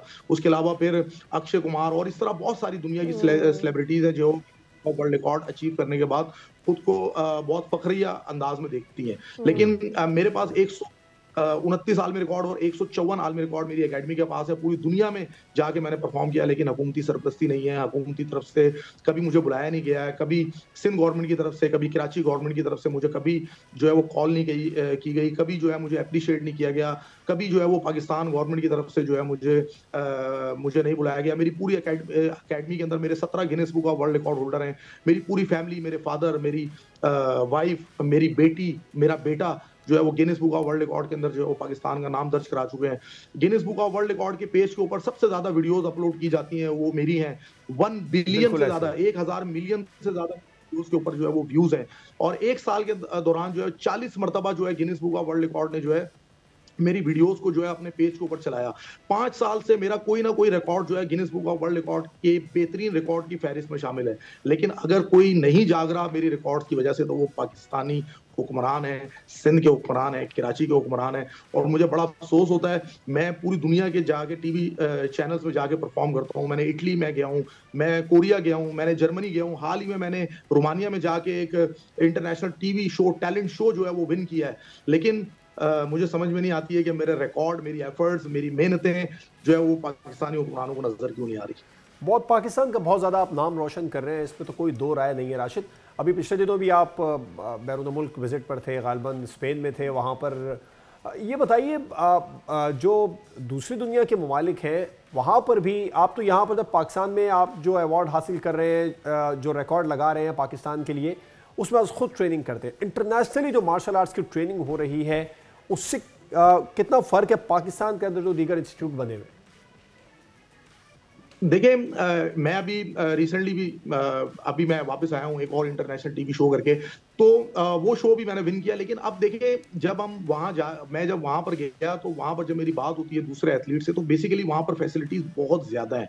और वहां पर अगर कोई भी जो है वो शख्स थोड़ा सा भी अगर आगे निकलता है तो वो फौरन हुकूमती सरपरस्ती में चला जाता है, और फिर उसके अंदर से जो है वो टैलेंट को निकालकर, ऐसे ही जो है वो दुनिया के अंदर जो है वो ओलंपियंस पैदा नहीं होते, ऐसे ही जो है वो दुनिया के अंदर जो है वो वर्ल्ड चैंपियंस पैदा नहीं होते। उसकी वजह ये होती है कि जैसे ही उनको टैलेंट नजर आता है वो अपनी सरपरस्ती में लेते हैं, उसके माली अखराजात उसकी सारी की सारी उसको फैसिलिटेट करते हैं, और फैसिलिटेट करने के साथ साथ जो है उनको जो है वो ग्रूम करते हैं। उनकी एक एक चीज, उनका डाइट प्लान से लेके उनकी हेल्थ से लेके एक एक जो चीजें होती हैं वो उनके अंडर में चली जाती है, और फिर जो है वो उनकी एक किस्म की जो है वो गवर्नमेंट की प्रॉपर्टी बन जाता है वो शख्स, और उसके अच्छे और बुरे चीज का, हर चीज का जो है वो ख्याल रखा जाता है, ना सिर्फ माली तौर पर बल्कि किसी भी मामलात में। उसके बच्चे हैं, उसको तालीम दी जा रही है, उसको ट्रेनिंग दी जा रही है, उसकी डाइट, मतलब मैं आपको बता नहीं सकता कि जब मैं वहां पे जाता हूँ उनका लेवल देखता हूँ, और फिर जाके मैं अकेला एक पाकिस्तानी, जो सबसे बड़ी बात है कि मैं एक अकेला पाकिस्तानी होता हूँ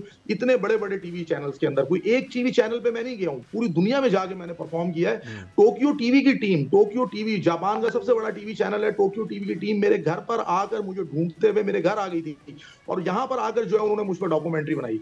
तो वहां पर फैसिलिटीज इतनी मिलती है, वो लोग टैलेंट की कदर करते हैं, ठीक है। वो लोग मुझे वहां पर बैठ के ढूंढ लेते हैं, मेरे टैलेंट को देख लेते हैं, मेरे प्रैक्टिसेस को देख लेते हैं। तो पाकिस्तानी हुक्मरानों को मैं नजर क्यों नहीं आता, इसका जवाब मुझे आज तक नहीं मिला है। शायद आपके चैनल के तवज्जुह से जो है इस मर्तबा जो है मेरी आवाज जो है वो पाकिस्तान के जो है हुक्मरानों तक चली जाए। हो सकता है गवर्नर सिंह जो है वो मेरी बात सुन लें और मुझे याद करें, और मेरी बड़ी ख्वाहिश है कि मैं गवर्नर सिंह जो है साहब जो है वो सब लोगों को बुलाते हैं, कोई भी छोटा सा काम, कोई अच्छा काम करता है, अप्रिशिएट करते हैं, तो मैं चाहता हूं कि मुझे भी वो अप्रिसिएशन मिले जिसका मैं हकदार हूं। पाकिस्तान की तारीख में सबसे ज्यादा गिनीज वर्ल्ड रिकॉर्ड मैंने बनाए हैं, पूरी दुनिया की तारीख में मार्शल आर्ट कैटेगरी के अंदर सबसे ज्यादा गिनीज वर्ल्ड रिकॉर्ड मेरे पास है, सबसे ज्यादा। तो बहुत ही शुक्रिया, बहुत शुक्रिया रसीब। तो एक ये कि आपकी अचीवमेंट बहुत सारे लोगों को मोटिवेशन है, फर्स्ट थिंग फर्स्ट। दूसरा, हम भी चाहते हैं कि चाहे वो स्पॉन्सर्स हो या हुकूमत उन स्पॉन्सर्स को लेकर आना चाहे, या जिस तरह भी आपकी मदद हो सके, और आपके साथ और बहुत सारे यंगस्टर्स जो हैं पाकिस्तान का नाम रोशन कर रहे हैं उनकी भी मदद फराहम उनके लिए भी की जा सके। एंड इस तरह से और लोग आते हैं और लोग इन्वॉल्व होते हैं, and at the end of the day जब पाकिस्तान का झंडा कहीं लहराता है तो पाकिस्तान का नाम रोशन होता है, और हर पाकिस्तानी के लिए वो एक खुशी की बात होती है, प्राइड मोमेंट होती है।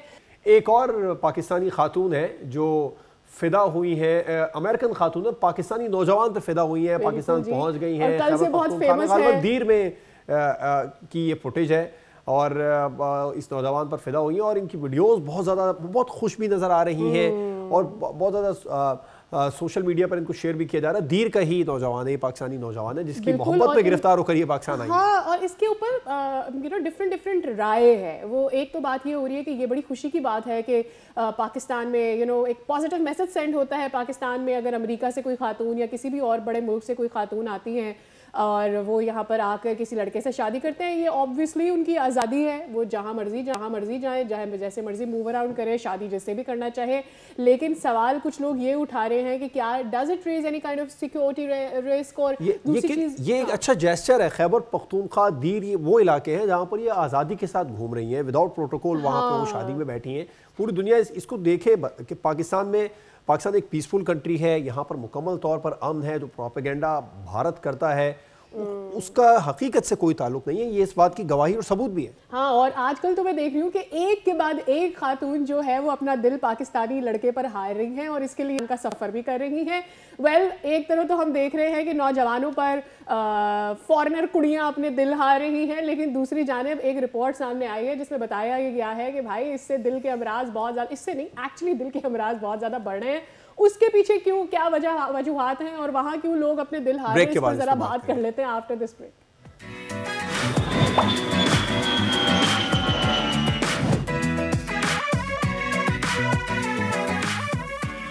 Welcome back guys. और ब्रेक से पहले जाने से पहले मैं बात कर रही थी कि दिल हारे, लेकिन ये ज़्यादा अच्छा है कि किसी खातून पर या किसी मर्द पर हारे, बजाय इसके कि अपना दिल यूँ हारे कि आपको उसका कोई नुकसान हो।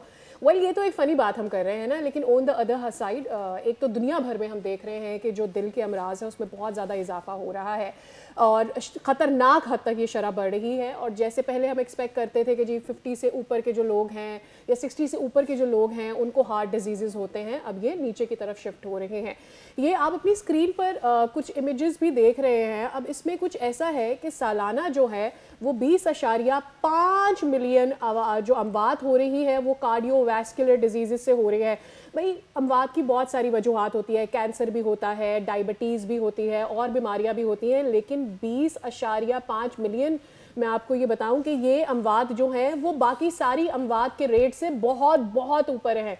इसके अलावा दुनिया भर में यानी जितनी भी अमवात होती हैं इसमें इसका हिस्सा जो है वो 23% है। So this is a huge number. 23% अमवात अगर किसी एक बीमारी की वजह से ही हो रही हो, ये लम्हा फ़िक्रिया है। और हम चूँकि पाकिस्तान में रहते हैं और हम ये बात बार बार सोचते हैं कि हम अपने आप को गरीब मुल्कों में हमारा जो है वो शुमार होता है, तो जो ख़ित्ते के गरीब मुल्क हैं या ओवरऑल दुनिया भर में वो मुल्क हैं जो इकनॉमिकली इतना ज़्यादा या तो स्ट्रगल कर रहे हैं या डेवलप हो रहे हैं, उनमें इसकी शरह बहुत ज़्यादा है। जो एक सवाल उठाता है कि क्या ये सिर्फ डाइट का मसला हो सकता है या क्या इसमें रीच नहीं है, लोगों को आगाही नहीं है, वो भी एक वजह हो सकती है। क्या ये वजह भी हो सकती है कि लोग जो खाना खाते हैं या इसके अलावा जो डिप्रेशन है वो उनके ऊपर कहीं ना कहीं इसके असरात लेकर आता है। So this is one of the thing. अब देखिए ये जो चार्ट आपके सामने आ रहा है, HIV से सिर्फ 1% होती है डेथ्स होती हैं। 3.7 मिलियन यानी 1 मिलियन कह लें इसको, 3.7 मिलियन जो है रेस्पिरेटरी डिजीज़ हैं और 10 मिलियन जो है कैंसर है। कैंसर को हम कहते हैं मोजी मर्ज है, उसमें जो जाता है वहाँ से वापस नहीं आता या बहुत कम लोग वो सर्वाइव कर पाते हैं, उसकी स्टेजेस बहुत ख़तरनाक होती हैं, उसका एक खौफ है लोगों के दिलों में। But when it comes to cardiovascular disease हम देखते हैं 20 मिलियन, ऑलमोस्ट 20.5 मिलियन, बल्कि 20.5, ये एक बड़ा नंबर है जवाब। बड़ा नंबर है, हम ये कैसे सोचते ही नहीं है, इसके ऊपर तवज्जो भी नहीं देते। और मेरे ख्याल में जिन लोगों को ये बीमारी हो भी जाती है ना, वो भी इसको और ज़्यादा इम्पोर्टेंट अब इसमें ये शामिल हो गया है कि हर 5 में से एक फर्द जिसको जो दिल का दौरा पड़ रहा है वो 40 अंडर 40 है। ये तो यंग एज होती है। डॉक्टर इनाम दानिश साहब ने हमें स्टूडियो में ज्वाइन किया है, माहिर अमराज क़ल्ब में। आपका बहुत बहुत शुक्रिया डॉक्टर साहब हमें अपना कीमती वक्त देने के लिए, क्योंकि वक्त आजकल बहुत ज़्यादा कीमती है। हम जितनी डिजिटल मीडिया पर फुटेजेस वायरल हो रही है, ये बहुत तेज़ी के साथ ये या बीमारी फैल रही है या फिर ये अचानक से हो गया। हम देख रहे हैं यंग लोग हैं जो अचानक से इनको कार्डिक अरेस्ट आ रहा है। अच्छा पहले तो आप ज़रा इसको भी क्लियर कर दीजिए, कार्डिक अरेस्ट और कार्डियोवैस्कुलर डिजीज़ और हार्ट अटैक, इन सब में फ़र्क क्या है? कार्डिक अरेस्ट का बहुत ज़्यादा लफ्ज़ इस्तेमाल किया जा रहा है आजकल। देखिए, सबसे पहले तो आपने कहा कि यंग एज के अंदर ये हो रहा है। आमतौर पे हार्ट प्रॉब्लम 55 के बाद होती है। मेल और फीमेल में 10 ईयर्स का डिफरेंस है। फीमेल के अंदर 10 ईयर्स के बाद हार्ट प्रॉब्लम होती है, लाइक 65। लेकिन पाकिस्तान में ये अर्ली स्टेजेस में हो रहा है, यानी कि लेस देन 45 से पहले मेल और 55 से पहले फीमेल। तो ये यंग एज है और इसे हम आमतौर पे pre mature coronary artery disease कहते हैं, यानी कि बहुत अर्ली स्टेजेस के अंदर हो रही है। इसकी वजह क्या होती है? बेसिक रीज़न तो 3-4 आप ये कह रहे हैं। सबसे इम्पॉर्टेंट चीज़ तो लाइफस्टाइल है कि अब हम वॉक नहीं करते हैं, चलते नहीं हैं, बैठे। जैसे फॉर एग्जांपल मैं 2 घंटे क्लिनिक करता हूँ तो मैं बैठा हूँ, लेकिन फिर मेंटल स्ट्रेस के बाद मैं थक जाता हूँ। तो ये मेंटल स्ट्रेस तो है, लेकिन फिजिकली मैंने कोई काम नहीं किया, तो हम फिजिकल इनएक्टिविटी का शिकार है, जिसकी वजह से ओवरवेट हो रहे हैं लोग, वेट बढ़ रहा है, ओबेसिटी बढ़ रही है। ओबेसिटी बढ़ने के बाद क्या होता है, एक चीज़ कहलाती है इंसुलिन रेजिस्टेंस। इंसुलिन रेजिस्टेंस में क्या होता है कि कोलेस्ट्रॉल हाई हो जाता है, ब्लड प्रेशर वगैरह हाई हो जाता है। तो कोलेस्ट्रॉल हाई होने की वजह से ये हार्ट अटैक होता है। तो ये लेस देन 45 रेजिस्टेंस तो बहुत सारी बीमारियों का जड़ है। फिर उससे आई पर्सनली बिलीव कि उसकी मतलब एक तो डायबिटिक तो आप हो ही जाते हैं, आपके ब्लड के अंदर जो शुगर लेवल्स होते हैं वो हाई होते हैं, जो और भी मेरे ख्याल में बहुत सारी बीमारियों को जन्म देता है। तो वो हार्ट डिजीजेस में भी एक रीज़न होता है, ये मेरे लिए नई बात है। बिल्कुल, इंसुलिन रेजिस्टेंस बहुत कॉमन आजकल हो रहा है। उसमें ये होता है कि ब्लड प्रेशर हाई हो जाता है, शुगर हाई हो जाती है, ट्राइग्लिसराइड खास तौर पे जो कोलेस्ट्रॉल का एक कंपोनेंट है ट्राइग्लिसराइड, वो बढ़ जाता है। कोलेस्ट्रॉल अगर किसी का बढ़ा हो तो उसे कैसे पता लगेगा कि बैड कोलेस्ट्रॉल बढ़ गया? कुछ सिम्टम्स ही बढ़ गया, सिम्टम्स अगर जी एक्चुअली सिम्टम कोई नहीं है, सिम्टम कोई नहीं है। कोलेस्ट्रॉल बढ़ने का जब सिम्टम आपके नहीं कोई ना ब्लड प्रेशर की अपनी बॉडी में क्या तब्दीली महसूस करता है इंसान? कोई तब्दीली नहीं होती, सिर्फ चेक कराएंगे तो मालूम होगा। अच्छा, ये एक लेकिन आमतौर पर हम देखते हैं ना कि कुछ लोगों को मैंने सुना है ये कहते हुए, मैंने एक जगह कहीं खुद भी शायद ये पढ़ रखा है कि रेस्पिरेटरी कनेक्शन भी होता है इसके साथ। The people who have heart diseases, उनको क्या नज़ले की शिकायत होती है, फ्लू की शिकायत होती है, ऐसा भी कुछ होता है? वो क्या है? नहीं, जिन लोगों का हार्ट अटैक होता है, हार्ट अटैक के बाद हार्ट डैमेज हो जाता है, वीक हार्ट होने के बाद उनके लंग में पानी भरता है, तो उन लोगों को फ्रीक्वेंटली चेस्ट इन्फेक्शन होते हैं। अच्छा, ये एक वजह हो सकती है, लेकिन ये साइन नहीं है? नहीं साइन नहीं। आप सिर्फ ब्लड प्रेशर चेक करेंगे, ब्लड प्रेशर का कोई साइन सिम्टम नहीं है। आप चेक करेंगे तो बीपी मालूम होगा, कोलेस्ट्रॉल चेक करेंगे तो मालूम होगा। आमतौर पर डायबिटीज़ की भी सिम्टम नहीं होती हैं, आप चेक कराएंगे तो मालूम होगा। इसका सबसे अच्छा तरीका ये है कि 20 साल की उम्र में आप सब चीज़ें अपनी चेक करवाएं, और उसका अगर नॉर्मल आता है तो हर 5 साल के बाद चेक करवाते रहें। ठीक, अच्छा, ये बड़ा ज़रूरी है। ये जो आजकल हम नौजवान अचानक से कार्डियक अरेस्ट के शिकार हो रहे हैं, कुछ वीडियोस भी ख़ास तौर पे हमने देखा था, अभी पंजाब से एक वीडियो सामने आई थी जिसमें उस्ताद लेक्चर देते हुए अचानक से ही आई होप अगर हमारे पास वो वीडियो है तो हम बिल्कुल ऐसे वो बहुत ज़्यादा वायरल हो रही है। ये जो पहले तो होता था कि चलें जी हार्ट अटैक आया, हॉस्पिटल लेके गए, सर्वाइव कर गए, अब सर्वाइव नहीं कर पा रहे हैं लोग, ये कार्डियक अरेस्ट डायरेक्ट आ रहा है, इसकी क्या वजह है? तो सख्त हार्ट अटैक क्यों आता है? कार्डियक अरेस्ट ये होता है कि पेशेंट सडनली अनकॉन्शियस हो जाता है और ब्रीदिंग रुक जाती है, सांस बंद हो गया और हार्ट बंद हो गया, ये सडन होता है, और ये चंद सेकंड के अंदर 5 सेकंड लगते हैं, जैसे वो टीचर को दिखाया है इसके अंदर। मैं सिर्फ इतना यहाँ पे एक अवेयरनेस के लिए कहना चाहता हूँ। कल मेरे पास एक पेशेंट आया, 32 एज थी, उसका ब्लड प्रेशर आया था, तो मैंने ऐसे कहा भी आप मेडिसिन लें। कहने लगा कि मैं तो बहुत यंग हूँ, अभी से अगर लूँगा तो साइड इफ़ेक्ट होंगे, ये होगा वो होगा। मैंने कहा देखें, आपको या तो मेडिसिन लेनी है, वरना फिर प्रिपेयर रहें कि हार्ट अटैक 10 ईयर्स के बाद हो सकता है। एक हमारा कैलकुलेटर होता है, कार्डियक रिस्क कैलकुलेटर, वो 10 ईयर्स का तकरीबन बताया जाता है कि आपको कितना रिस्क है, कितना नहीं है। तो मैंने कहा कि कहने लगा जब होगा तो फिर देखा जाएगा। मैंने कहा जब होगा तो हो सकता है टाइम ही नहीं मिले। तो ये कार्डियक अरेस्ट में ये होता है कि सडनली आदमी अनकॉन्शियस हो जाता है, उस वक्त कुछ भी नहीं कर सकते। जो आसपास लोग खड़े होते हैं वो सिर्फ इतना कर सकते हैं कि एक वर्ड है CPR जिसे हमसे, तो CPR करके उसको चेस्ट को पुश करके, ताकि उस ब्रेन की ब्लड सप्लाई कंटिन्यू है। ब्रेन की ब्लड सप्लाई अगर जब हार्ट बंद होता है, ब्रेन की ब्लड सप्लाई रुक जाती है, डेथ हो जाती है। लेकिन अगर आप उसको हार्ट को पंप करते हैं CPR के थ्रू, तो चांसेस है रिवाइव होने के, हर 10 में से 1 पेशेंट को बचाया जा सकता है। राइट, लेकिन उसके लिए भी आपको CPR आना ज़रूरी है। ये तो आप इसकी अवेयरनेस, पब्लिक को अवेयरनेस ज़रूरत है। यूट्यूब पे है, बहुत सिंपल है, हर आदमी देख सकता है, सीख सकता है, क्योंकि उसके अपने किसी रिलेटिव को ये प्रॉब्लम हो सकती है। कोई 3 बड़ी अलामात बता दीजिए डॉक्टर साहब, जो अगर किसी को हार्ट की हो रही हो और उसे मुमकिन आने वाले 10, 15, 20 दिनों में कार्डियक अरेस्ट से हार्ट अटैक आ सकता है, वो क्या 3 अलामात पहले से महसूस करना शुरू कर सकते हैं? नहीं, ऐसा कुछ भी नहीं होता। ये तो अटैक का मतलब ही तो अचानक ही होता है। शॉर्ट ब्रीदिंग कुछ भी नहीं होता पहले नहीं। देखिए ये जो हम नेट पे देखते हैं कि जॉ पेन हो रहा है, शॉर्ट ब्रीदिंग हो रही है, नेक में पेन शुरू हो गया 10-15 दिन पहले, ये टांगे लेफ्ट साइड पे पेन जा रहा है आपके। 2 तरह की चीज़ें होती हैं। एक स्टेबल कोरोनरी आर्टरी डिजीज़ है। एक पेशेंट है वो कहता है कि मैं स्टेयर चढ़ता हूँ तो मुझे पेन होता है या सांस फूलता है। 2 इम्पॉर्टेंट जो सिम्टम्स या हैं इसकी हार्ट की, या तो पेन होता है, और वो पेन कहीं भी हो सकता है, चेस्ट में, शोल्डर में, बैक में, जॉ में, कहीं भी हो सकता है, या सांस फूलता है, या हार्ट बीट तेज़ हो जाती है। ये 3 बड़ी अलामत। तो कभी ये स्टेबल कोरोनरी आर्टरी डिजीज़ में होता है कि स्टेयर चढ़ते हैं तो होता है, फिर ठीक हो जाता है। अनस्टेबल वो होता है जिनकी आर्टरी के अंदर आर्टरी समझे रप्चर हो जाती है और क्लॉट बन जाता है, ब्लड का वहाँ पे क्लॉट बन गया, लुथड़ा बन गया, जिसकी वजह से ब्लड का बिल्कुल टोटल सप्लाई रुक जा रही है। तो इसको हम एक्यूट कोरोनरी सिंड्रोम कहते हैं। एक्यूट कोरोनरी सिंड्रोम में 2 चीज़ें आती हैं, माइनर अटैक और मेजर अटैक। लोग माइनर को समझते हैं कि अभी हम बहुत बचे हुए हैं, ऐसा नहीं है। माइनर अटैक में भी 2% चांसेस है कार्डियक अरेस्ट के, और मेजर अटैक में 8 to 10% चांसेस है कार्डियक अरेस्ट के। यानी कि ये वो पेशेंट हैं जो सडनली अनकॉन्शियस हो सकते हैं, सडन डेथ हो सकती है। सही। अच्छा, एक आखिरी सवाल है बिफोर हम आपको मज़ीद तंग ना करें। टेस्ट और लैब्स, लोग कहते हैं मैं ये टेस्ट करवा लूँगा, मैं वो टेस्ट करा लूँगा, क्या हमें रेगुलरली अपने खुद ही से टेस्ट करवा लेने चाहिए हर 2 साल बाद, 3 साल बाद, जिसने 22 साल की उम्र क्रॉस कर ली है? और अगर ऐसा कर सकते तो फिर कौन से टेस्ट करवा लें? सबसे पहले तो अपने डॉक्टर को दिखाएं और रिस्क कैलकुलेशन कराएं। वो तमाम लोग जिनको रिस्क है, यानी कि जिनकी फैमिली में हार्ट प्रॉब्लम है, ब्लड प्रेशर है, शुगर है, स्मोकिंग करते हैं, कोलेस्ट्रॉल ज़्यादा है, तो उनको अपनी असेसमेंट करानी चाहिए कि कितना है, रेगुलर टेस्ट कराने चाहिए और उसकी मेरे अगर ज़रूरत हो तो मेडिसिन भी लेनी चाहिए। एक इम्पॉर्टेंट चीज़ जो मैं कहता हूँ इस दौर में सबसे बड़ी नेमत है वो कोरोनरी कैल्शियम स्कोरिंग है। एक सीटी स्कैन है, 15 मिनट के अंदर होता है और आपको आइडिया हो जाता है कि हार्ट प्रॉब्लम स्टार्ट हो गई है या नहीं। तो वो तमाम लोग जिनकी फैमिली में हार्ट प्रॉब्लम है वो जल्दी करा सकते हैं। अदरवाइज़ 40 की एज में 40 साल के तमाम वो लोग जिनका ब्लड प्रेशर है, शुगर है, ये जो स्मोकिंग करते हैं, लोग स्मोकिंग को रिस्क फैक्टर नहीं समझते हैं, जो स्मोकिंग करते हैं जिनका कोलेस्ट्रॉल ज़्यादा है उनको कैल्शियम कोरोनरी कैल्शियम स्क्रीनिंग जो है वो करानी चाहिए। Thank you so very much doctor साहब आपके आने के लिए। आई एम श्योर आपने बहुत सारे लोगों के सवालों के जवाब दिए और हमारे भी कई सवालों के जवाब दिए। With that we are taking a little break after this.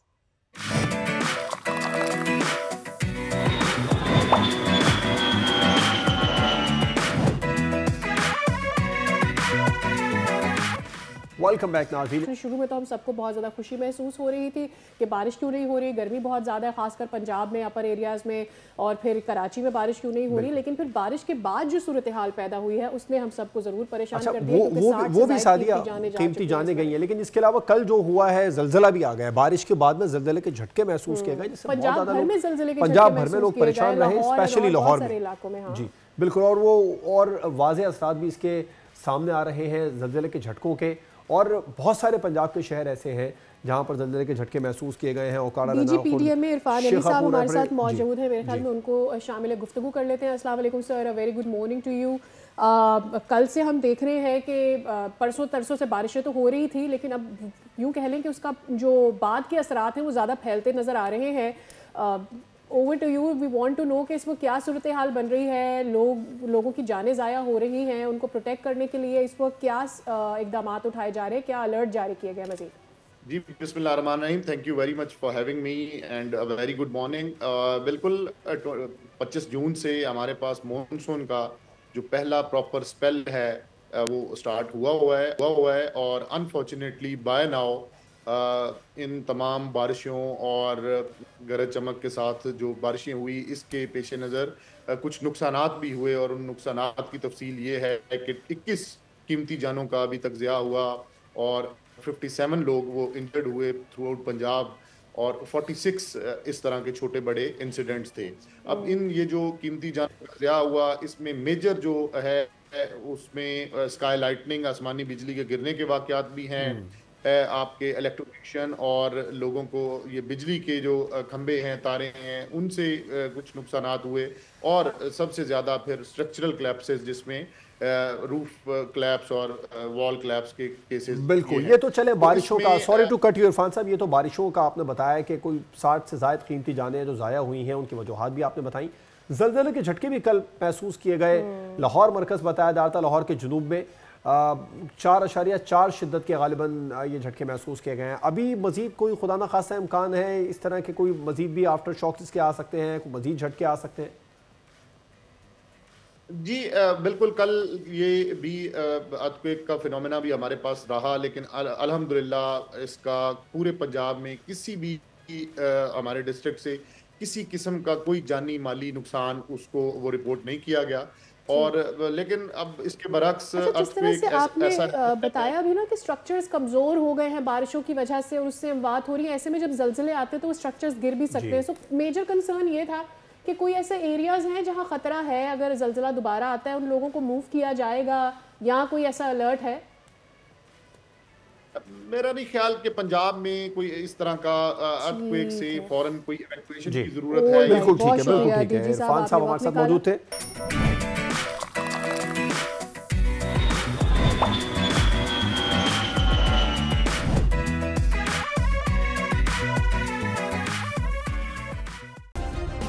Subscribe करें और बेल दबाएं ताकि कोई खबर रह न जाए।